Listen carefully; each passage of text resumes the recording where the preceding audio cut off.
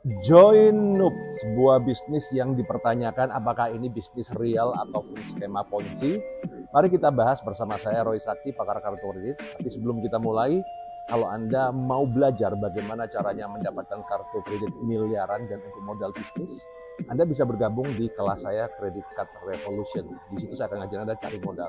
Oke, kita bahas Join Noob. Ini permainannya agak menarik karena mainnya halus banget sih ya. Narasi yang dibangun Join Noob ini adalah sebuah bisnis yang kelihatannya masuk akal, yaitu power bank sharing, di mana dia menyediakan jasa power bank, ya.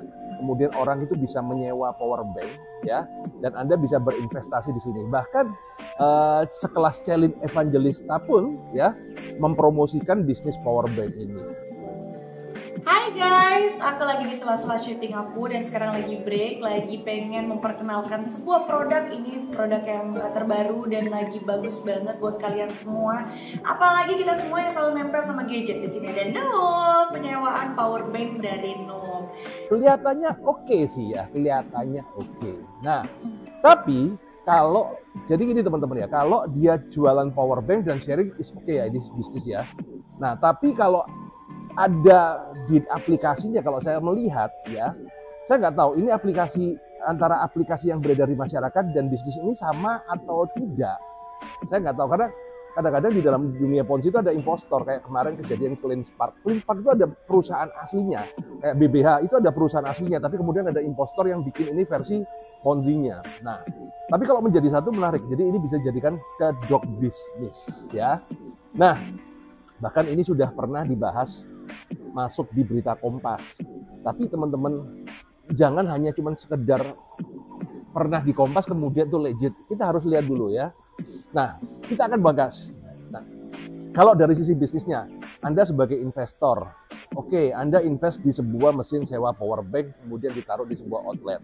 Nah, ketika ditaruh di sebuah outlet, nah ini yang penting nih, ini penting ya kan? Nah, Anda akan mendapatkan bagi hasil dari penjualan dari outlet tersebut.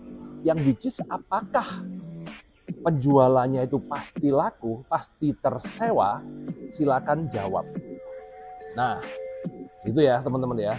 Nah, tapi kalau di aplikasi investasi, kemudian Anda sebagai mitra, kemudian Anda masuk di dalam aplikasi itu, Anda invest sekian, kemudian dia bisa memberikan kepastian hasil, ya.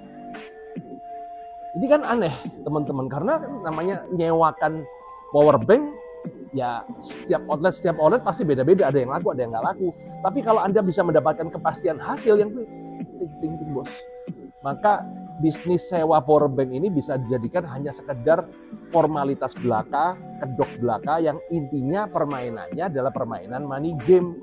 Sama kejadian kayak grafik AI, tapi ini versi halus teman-teman ya, versi resmi kalau seperti itu.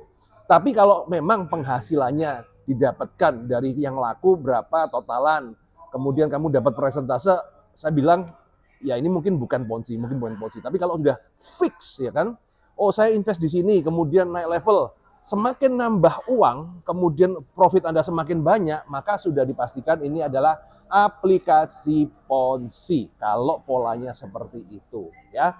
Dan ini tidak ada, dan investasi begini ini harus ada izin OJK teman-teman ya.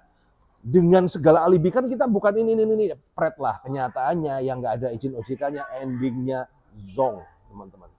Jadi ya kembali kepada Anda, hati-hati dengan londo ireng. Siapa itu leader-leader yang ngaku ini aman, kan sudah diberitakan di Kompas, ini ada Celine Evangelista, kepengennya pret-pret, tuku pret lah teman-teman. Lihat pola bisnisnya ya.